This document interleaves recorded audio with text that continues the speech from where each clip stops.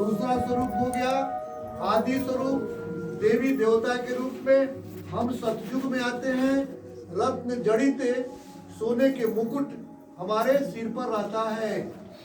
दो मुकुट रहता है, एक सोने का ताज जो जिम्वारी का ताज कहलाता है, दूसरा पीछे उजला रंग का चक्र होता है।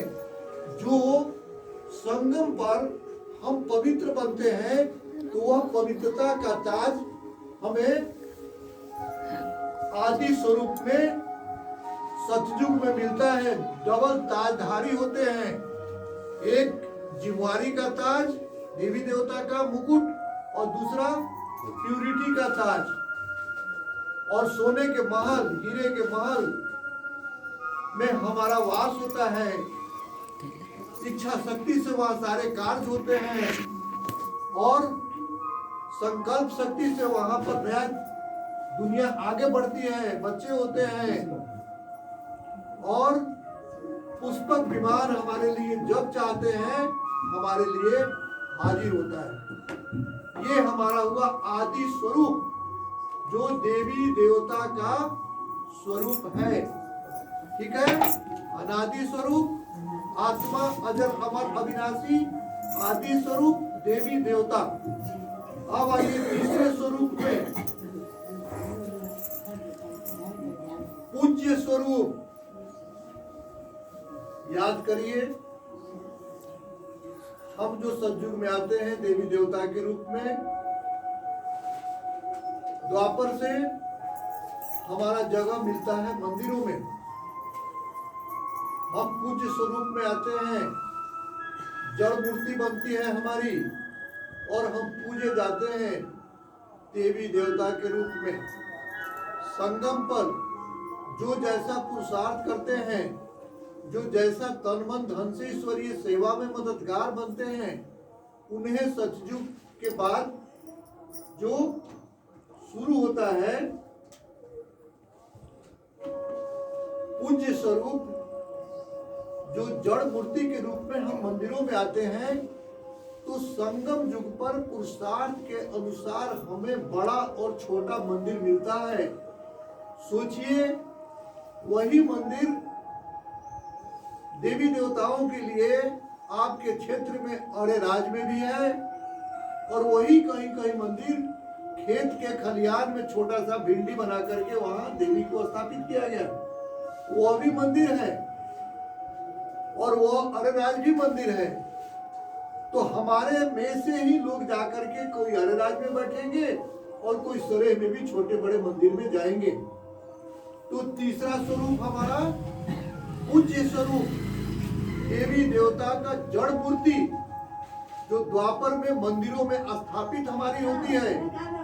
तो हम तीसरे स्वरूप में आते हैं जिसको कहते हैं पूज्य स्वरूप। एक हो गया अनादि स्वरूप, एक हो गया आदि स्वरूप देवी देवता, तीसरा हो गया पूज्य स्वरूप। हम मंदिरों में हमारी पूजा होती है, भक्तों की लंबी कतारें मेरे लिए लगी रहती है और लोग आकर के भगत हमारे ऊपर जल दूध चढ़ा करके मेरी पूजा करते हैं। ये हो गया पूज्य स्वरूप, तीसरा स्वरूप। अब आइए चौथे स्वरूप में। चौथा स्वरूप हमारा क्या होता है? ब्राह्मण स्वरूप। फिर आते हैं बाबा, पुरुषोत्तम संगम युग शुरू होता है और गली गली गांव गांव कोना कोनी से चुन चुन करके कल्प वाली आत्माओं को चुन करके निकाल करके ये ब्रह्मा कुमारी सेंटर में ला करके उसका पुरुषार्थ कराते हैं। यह हो गया हमारा चौथा स्वरूप। बाबा ने ब्राह्मणों के लिए पुरुषोत्तम संगम युग पर जो ब्राह्मण रचे, ब्रह्मा मुख वंशावली हम बने, तो हमारे लिए बाबा ने यहाँ पर हमको पुरुषार्थ बाबा खुद कराते हैं और बाबा हमको 4 सब्जेक्ट देते हैं पढ़ने के लिए।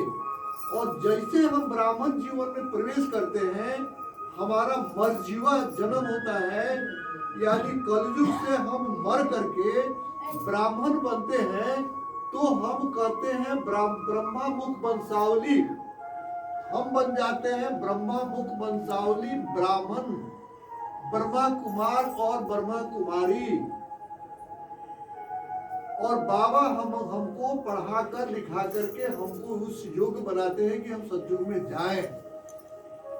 और हमारे लिए 4 विषय तय करते हैं। जैसे स्टूडेंट पढ़ते हैं अंग्रेजी, हिंदी, भूगोल, ये पढ़ते हैं ना मैथ, उस तरह हमारे लिए 4 विषय पुरुषोत्तम युग पर बाबा देते हैं। वो विषय क्या है कि ज्ञान, योग, धारणा और सेवा। आप यहाँ जो अभी पढ़ रहे हैं वो ज्ञान हुआ, आप घर में जो योग करते हैं वो योग हुआ, यहाँ भी योग करते हैं वो योग हुआ। और सेवा करते हैं ईश्वरीय सेवा। ईश्वरीय सेवा क्या है कि बाबा का अवतरण भारत की भूमि पर 5000 वर्ष के बाद फिर हो गया। भारत फिर स्वर्ग बनने जा रहा है और फिर देवी देवता धर्म की स्थापना हो रही है। ये रोटेशन में चलता है, घड़ी की सुई घूम जाती है। हर 5000 वर्ष में एक बार घड़ी की सुई घूम जाती है। देखिए दुनिया का विनाश नहीं होता है, परिवर्तन होता है। ये जो घर बना है, यहाँ कोई पुराना घर होगा, तोड़ के हटा के नया बनाया गया है। तो उसी तरह जब दुनिया मूल्य विहीन हो जाती है, चारित्रिक पतन हो जाता है, दुनिया में लोगों के अंदर धर्म के प्रति सिर्फ दिखावा रह जाता है, तब भगवान का अवतरण भारत की भूमि पर होता है। और तब जो है सो पुरुषोत्तम संगम युग शुरू होता है। और हम आते हैं अपने चौथे स्वरूप में, ब्राह्मण स्वरूप। ब्राह्मण स्वरूप में हम आते हैं और पुरुषार्थ करके फिर सतयुग में हमसे नई दुनिया आरंभ होती है। ये हमारा हो गया चौथा स्वरूप। अनादि स्वरूप वाला बोलिए, अनादि स्वरूप, आदि स्वरूप देवी देवता बन के आते हैं, आदि स्वरूप। तीसरा पूज्य स्वरूप, मंदिर में मूर्ति के रूप में हम आते हैं। चौथा जो है सो ब्राह्मण स्वरूप। हीरे तुल्य जीवन शिव बाबा पढ़ाते हैं, नई दुनिया के योग्य हमको बनाते हैं। और जब हम संपूर्ण हो जाते हैं ब्राह्मण में और इस ब्राह्मण स्वरूप में, जब हम संपूर्णता को प्राप्त कर लेते हैं, 16 कला जब संपूर्ण हो जाते हैं, तो फरिश्ता बन करके चले बाबा के पास और फिर आवे सतयुग में। तो ये 5वां स्वरूप है फरिश्ता। फरिश्ता माने रिश्ता, जो भी रिश्ता है उस तमाम रिश्ता से फारकती, क्योंकि वो सभी रिश्ते क्या है, विनाशी हैं।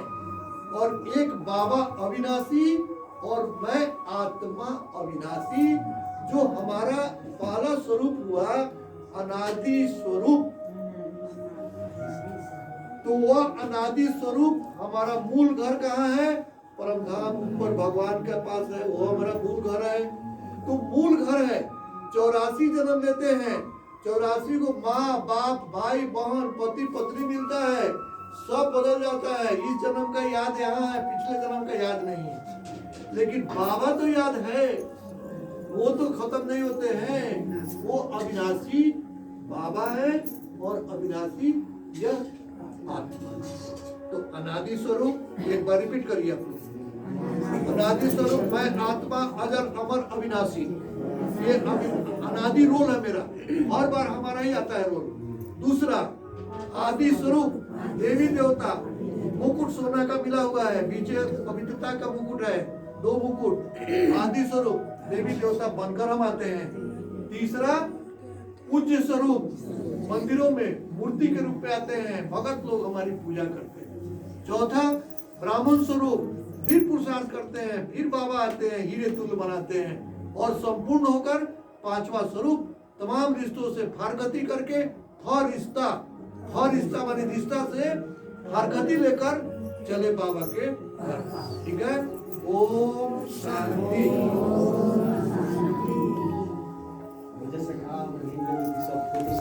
सब गीता सब